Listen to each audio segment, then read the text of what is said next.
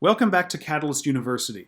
My name is Kevin Tokoph. Please make sure to like this video and subscribe to my channel for future videos and notifications. In this video, we're going to go over a type of analysis of protein structure that's called a Ramachandran plot. Okay, so the Ramachandran plots are a very useful tool in biochemistry that were invented by this guy, G.N. Ramachandran, and they're useful for predicting the type of secondary structure that a given amino acid would be likely found in. So hopefully you know from at least like a general biology course that there's secondary structures found in proteins, and you probably learned that they were alpha helices and beta strands. But there's a lot of different other more specific secondary structures like these shown in this Ramachandran plot. We have anti-parallel beta sheets.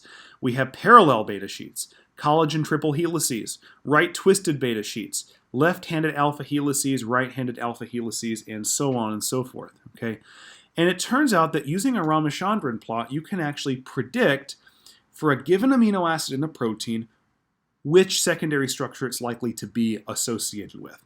All right, so how does a Ramachandran plot work? Well, so I have a 100 amino acid protein for this example. 100 amino acids, and with the exception of the N and C terminal amino acids, which are terminal, all the other 98 internal amino acids have a phi and a psi angle. Amino acid number 2, a phi and a psi angle. Amino acid number 50, a phi and a psi angle, and so on and so forth. And neglecting these blue regions right here, which I'll explain later, every single one of these black dots is going to represent one amino acid.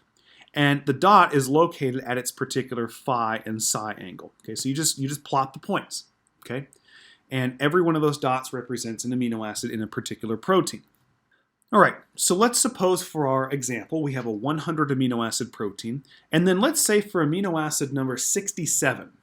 For 67, I wanted to determine what secondary structure it likely is associated with. Okay, so for amino acid 67, I determine its phi and psi angles. Okay, so and I plot it on the graph. Let's say its point ended up being right there where my mouse is. That's where amino acid 67 is. So that's because its psi angle is roughly 60. Okay, psi is on the vertical axis. Its phi angle, I don't know exactly what that is, maybe about 60 again. Okay, but the point is I plot it on the graph, and it turns out that these various regions of this graph tend to correlate with certain secondary structures. For example, this area in blue right here, where my mouse is, where this dot is contained. If you had a dot right here, so an amino acid that was in this region, that amino acid would most likely be contained in a left-handed alpha helix. Okay? Now, if you had something right here, let's say where this dot is, that looks to be a psi of about -50, and a phi down here of about -40, something like that. So in this blue region right here, if you had an amino acid whose phi and psi angles lied in here, then this amino acid would likely be contained within a right-handed alpha helix. Okay. Likewise, here, this is where I'd find anti-parallel beta sheets. In this region down here, parallel beta sheets. In this region, collagen triple helices, and in this area that's bounded by this dotted line, I'd have right twisted beta sheets. And so depending on where your amino acid falls, it tells you what secondary structure that amino acid is likely to fall in.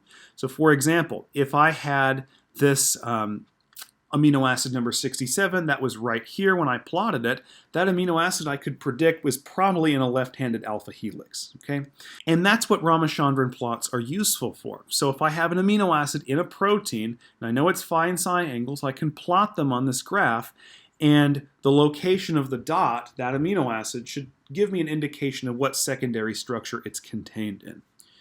So here's a real-life example. This is actually a Ramachandran plot for pyruvate kinase. This is the terminal enzyme in glycolysis. And all amino acids are accounted for here except for glycine. So they've chosen to remove glycine from this analysis. Okay? And we can ask ourselves, for a given dot, what secondary structure is it most likely to be? Okay, so it looks like there's a huge cluster of amino acids that tend to have phi and psi angles right here. Okay, so if I have amino acids in this area right there where my mouse is, what secondary structures are those amino acids likely to fall in? Well, based on this right here, these amino acids are likely to be right-handed alpha helices. All right. It looks like I've also got some amino acids up here in the top right of this dark blue region, so where my mouse is. What secondary structures would these amino acids likely to be a part of? And it would be the collagen triple helix. Okay.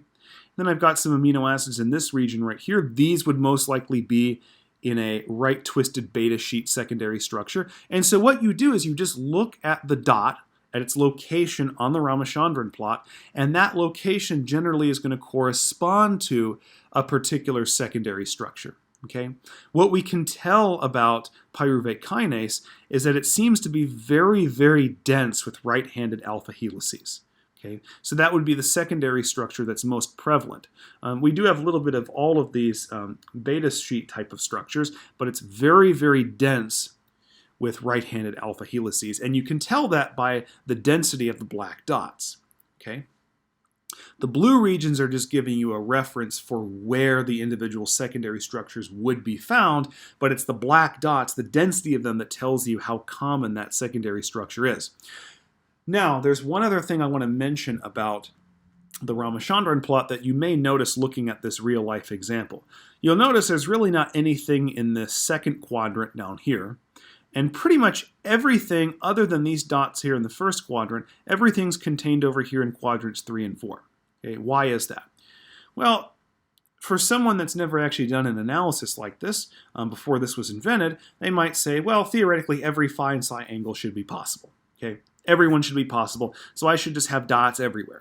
And it turns out that that's actually not the case. That's not what we see in practice. What we see is that there's a very limited range of values for given phi and psi angles. So generally, we do not see phi angles between 0 and 180 unless the psi angle is between 0 and 180, and even then, these left-handed alpha helices are not common. Okay? It appears that generally, we're going to see our phi angles being negative, because every one of these over here is between 0 and negative 180 degrees. Okay? So not every value is actually observed in proteins. In actually native structures of mature proteins, we only see certain ranges of values, okay? And we do see some stuff out here that's not really, doesn't seem to be a part of a given secondary structure. These we might assume to be more random coils, okay? But most of these amino acids are contained within pretty well-defined regions of the Ramachandran plot, which allow us to predict the corresponding secondary structures that those amino acids might be a part of. All right. So hopefully this video gave you a good understanding of Ramachandran plots, what they're used for, and how you can use them to predict the secondary structure that a given amino acid might be a part of. Please make sure to like this video and subscribe to my channel for future videos and notifications. Thank you very much.